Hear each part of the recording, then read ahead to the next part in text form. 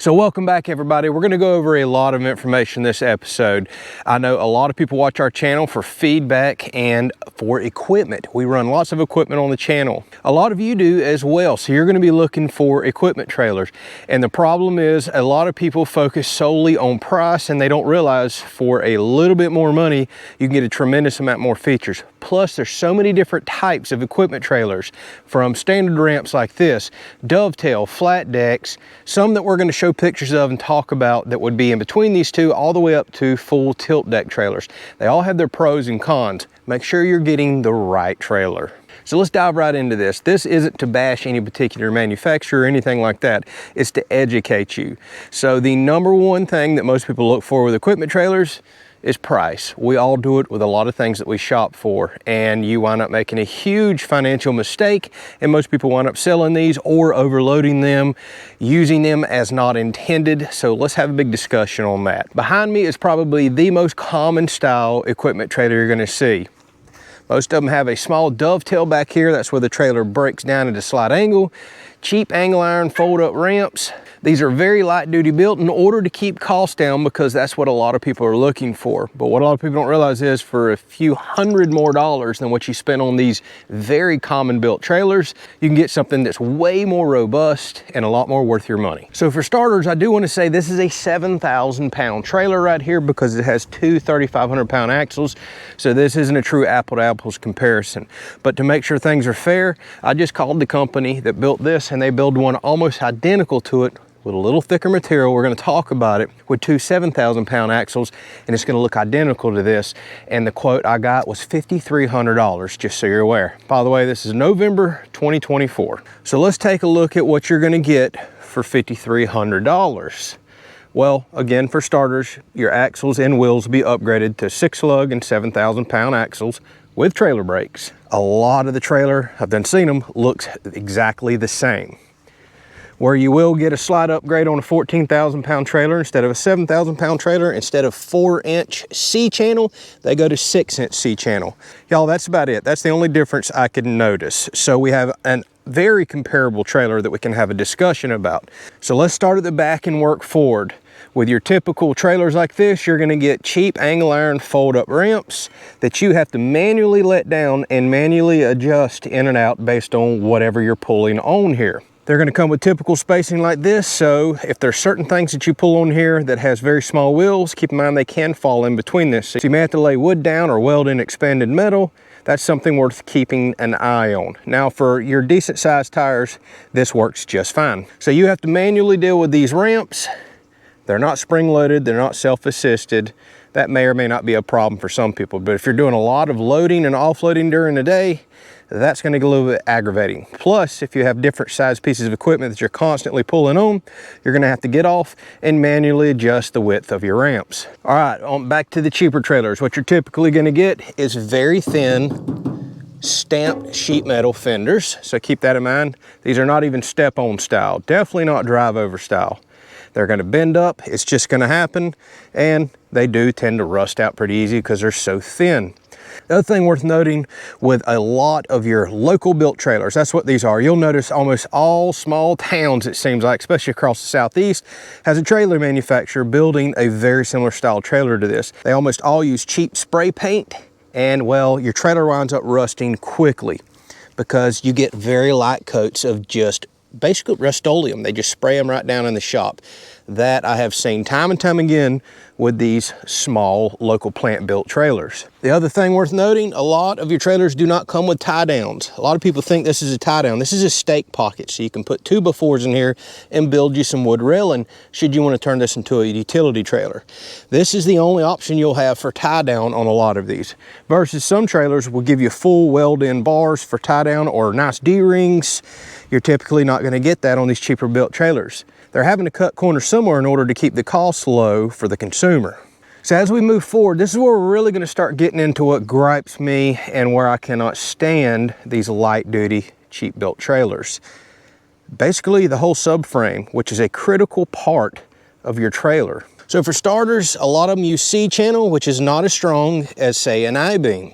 That's just where the steel goes in. It's basically hollow C-channel, and you can see it collects a lot of rainwater, winds up rusting on you as well. And that's also part of the very cheap paint that comes on these. Almost every affordable trailer that you're gonna see comes with a very light duty jack. That's another gripe that I have. They're not quick adjustable, and those are not rated for the weight of taking this trailer off of a tongue. Say if you have a load on it, there's oftentimes you'll have a heavy load on a trailer and you need to jack it up to pull the vehicle off and drop the trailer with a load. A light duty jack like this is not going to support, say, a pickup truck or a big heavy tractor or something on here. You're going to overload that little jack. That's really for just taking the trailer off and on empty. What else you're usually going to notice on your light duty trailers? A weld-on coupler, not adjustable at all. So that means you're going to need adjustability on your trailer hitch on your truck, or you need to be prepared that your trailer is not going to sit level and you're going to put more weight on one axle, more on another. Now to the biggest gripe, and where they're really saving some money as well, this subframe, your tongue here. This is a critical piece of your trailer. And one thing I see trailer manufacturer after trailer manufacturer do to cut corners is, look, that comes all the way underneath, and this is the only section welded to the main trailer. And you can see it doesn't even have full welds. So you're putting a tremendous amount of stress on here on just these few welds, as this trailer is basically trying to pull away from this tongue, either this way or this way, depending on how load shifts. This I can't stand seeing. A really good manufacturer is going to carry that a lot further back toward the axles, and some style trailers, that is actually where the axles will be, giving you an extremely strong trailer. And you're going to notice your approach angles are really odd with the ramps and dovetails like this. If you're getting one of these to pull something on that's very low to the ground, say a man lift or a car, you're going to find that once the wheels come up and over, you will hang up right here quite often. Actually, I just pulled my mower on here and it hung up. Luckily, my mower is self-adjustable with electric deck. Most people aren't gonna have that. Even simply pulling a lawnmower on a trailer like this, it's gonna bottom out before you can ever get over that hump. That's very important for cars as well. You have to have some sort of ground clearance to make this work because of the approach angle. All right, I know it sounds like I'm bashing it, but again, that's not what I'm doing. I'm trying to educate you. You get such a cheap built trailer whenever you go with these styles right here, but the price looks enticing to a lot of people to jump on it. So let's talk about a trailer I don't have here. By the way, I'm a huge fan of Iron Bull trailers. I just bought my second one. So you're gonna see that's the ones I'm talking about. And the reason I'm gonna talk about them in this video is because I've did tons of research over the years, bought 2 of their trailers. They're extremely well built for the money, and because I get on Trailer Country's website. I'm gonna put a link down in the description, go check them out. The reason I get on their website is because they post their prices. Now I'm gonna blur some prices out today because I have made enough videos in my lifetime. I do this for a living. A lot of people are gonna get on this video 2 years from now, see a price if I post it, call Trailer Country and ask, why can't I get it for that price that I seen this random dude on the internet post it for? Well, what you can do is click the link down there, go to their website, and you'll see whatever the current price is. So if you're watching this 2 years from now, I just want you to get the current price. But you're gonna hear me talk about spaces of figures from a $5,300 trailer up to what I'm about to show you. So think about all the things that I just brought up with a trailer like this, especially the ramps, the approach angles, the fact that all your wheels have to be evenly spaced on whatever you're pulling on. So if you're pulling something on and say pulling a little trailer behind it or pulling something behind it that the wheels aren't the same as what you're pulling on, these ramps are not gonna work. Or if you have a 6-wheeled mower like I do, it's almost impossible to get one on these cheap trailers out here without putting some boards and stuff back there. You can definitely make it happen. Okay, so something else I forgot to mention that I do want to bring up because this drives me mad, but it may not bother some of y'all. The trailers like this that have the ramps all the way on the rear, they are severely out of balance. So when you haul these empty, be prepared for it to drive you crazy. Light tongue weight, because all the weight back here, for some reason they just don't seem to get the axles right. And these make a tremendous amount of racket every time you go over this lightest little bump. So whenever you're hauling these empty, oh, I'm telling you, it drives you crazy. And let me show you how bad the tongue weight is on this. You should always have some decent tongue weight on the front of these trailers, but those ramps really mess it up. Look at this. I shouldn't be able to pick it up by hand like that. That's a huge 20-foot trailer. It shouldn't be that light in the front end. So I thought I'd throw that in there for this particular trailer. Absolutely hate hauling this thing empty. So let's move on to a trailer right here. Take a look at this. Think about what I just showed you. This trailer is literally just a few $100 more than what I just showed you. And I want you to take a look at a few things here. First of all, look at that subframe. It is a lot thicker. And look at how far it goes underneath the trailer where it's welded in. A lot more structural support. I like seeing that. Take a peek at the front. Fully adjustable couplers, that's nice. Heavier duty jacks. You can tell it's professional paint and or powder coat on a lot of these trailers, so it's gonna hold up a lot longer, not rust on you as quick. Better tie down points. Just, you can quickly see overall night and day difference build on that trailer right there. And again, it's literally a few $100 more. So let's take another look at a trailer here. This is the trailer that I almost bought before I decided to go tilt deck, and we'll explain why in a second. I love this trailer. So it takes your traditional cheap style ramps off and gives you spring assisted full width fold up ramps here. Let me tell you why that's a good thing. Now you don't no longer have to worry about spacing of wheels. You can pull anything you want up and on there. If you're towing something behind, or again, something 6-wheeled like my mower, or a single-wheeled motorcycle, I like that. Plus, when you fold those ramps flat, you can actually sit material down on there. Think of something like a tractor with a bush hog on the back. Well, that's hanging way off. Now you can actually put it down flat on that deck, or a bunch of pallets. So you get usable room.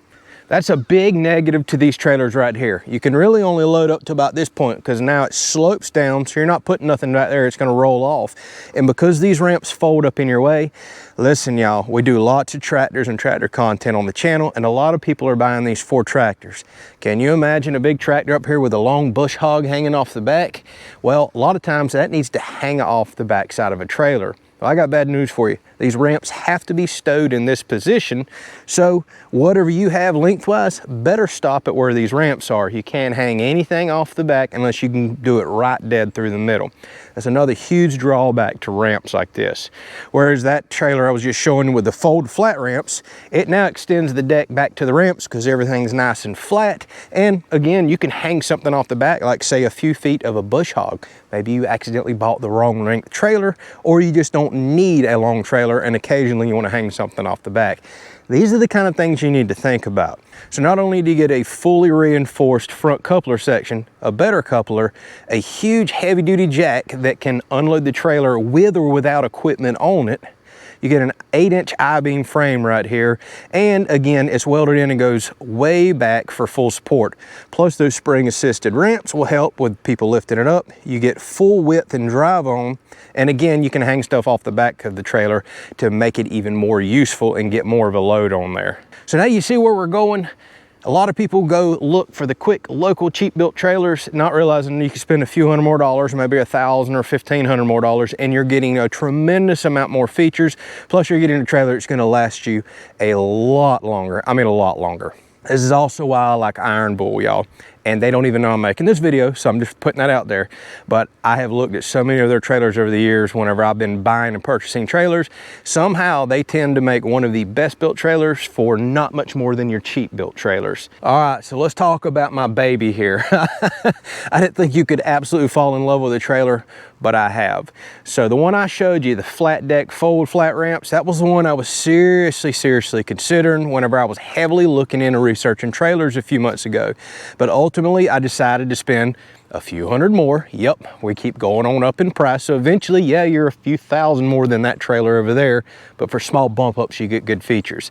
Well, I decided as much towing as I do, much hauling as I do, and some of the conveniences that I need, tilt deck was the way to go. Well, a real good friend of mine has one, and he convinced me this is where you need to spend your money on a tilt deck trailer like this. So let's talk about some of the pros here. This trailer has very few cons and a lot of pros. All right, so for starters, it's a tilt deck. What does that get you? Well, that gets you a full ramp on the back that you don't have to deal with any sort of manual ramps at all. There is really basically no physical labor in setting this up at all. There's no adjustments of ramps. You've got a nice flat surface, so if I'm pulling anything on from a low Honda Civic car to a big truck to my 6-wheeled mower to me pulling something on that's got different space wheels or a single-wheel motorcycle, it just does not matter. You're getting a full width ramp. I can't explain to you how nice that makes this. And again, no lifting up, nothing needed. This is all actuated from underneath. And by lightest equipment, you don't have to have a 10,000 pound piece of equipment on here to close the trailer. Me, 185 pounds, and I can close the trailer up just like this. I can also open it the same way. So you don't have to have equipment on here in order to use this trailer. I've actually seen some tilt deck trailers to where they will not close without equipment. That's a really bad design. Now, not all tilt decks are created equal. We've had a conversation about this in the past too, and I want to quickly go over that. Should you decide a tilt deck is what you want, there are cheap imitations out there as well, cheap local built trailers that are not going to get you some features, and actually they cost about the same as what one of these do. Trust me, I did a lot of shopping. All right, so Iron Bulls has got a couple of tilt deck series in like the 14,000 pound range. I know for sure one of them is on Trailer Country's website. Check it out, and this is their brand new TWB 14. This thing is nice, but if you take a look at their other tilt deck trailer, it is very nice as well. You're going to see a lot of similarities, but some are unique to this new model. So I've already showed you this in some pictures, y'all. Take a look at how robust this is. Look over here. Yeah. Look over here. This is just absolutely massive. Huge gussets, huge support, welded to a big 8-inch I-beam frame, heavy duty jack, heavy duty adjustable couplers, so you don't have to have a full adjustable hitch. This is unbelievably robust for the price point that it's in. Take a look at the size of this deck box. Most cheap trailers will not come with a front deck box. Why is that important? Because you're going to have all kinds of tie downs and chains and binders. You need somewhere to put all that stuff. Otherwise, you're just going to trash the back of your truck or back seat up with it. The front stops fully reinforced in case you run something heavy in, a heavy piece of equipment, doesn't bend over there, just a piece of angle iron. But it's at least nice that they include that so you don't roll off the front, say, side by side or UTV or four-wheeler. As we move on back, again, take a look. Full powder coat here. This trailer is not going to rust out in a few years like the cheap rattle can trailers over there. The other thing that people often overlook, I have got tie down points down this entire trailer, D-ring hookups up here, chain hookups right here, and I can tie down and strap down anywhere all the way down this trailer. A lot of people overlook that, and then they get one of these cheap trailers and realize, wow, all I got is just stake pockets. So I've already went over this trailer before. We won't get in too much detail. So if you decide a tilt deck trailer is what you want, this is something you seriously got to consider. Some of these don't have the full frame that carries all the way back. See, the axles are supported on that. This has full reinforcement here. So you've got basically a subframe that's supporting the tilt deck side of the trailer. Really thick welded in cross supports. Go look at some of the cheap trailers. These would be spaced way apart. They won't be full square tubing like this, which this one isn't all the way down, but it's got really thick material. The other place a lot of these cheaper companies cheap out, look, I've got multiple contact points and hooks that hook up on the underneath side of here. That's giving me really good support should we have a load shift all the way to the rear. Well, not only is the hydraulic cylinder underneath right there holding my load, but the hooks ultimately are. What I can't stand on the cheap built trailers is they don't have these nice hook systems and lock systems like this. You let the trailer down, they'll pretty much just drill a hole through here, drill a hole through the frame on this, you stick a big old rusty pin in there and you call it good.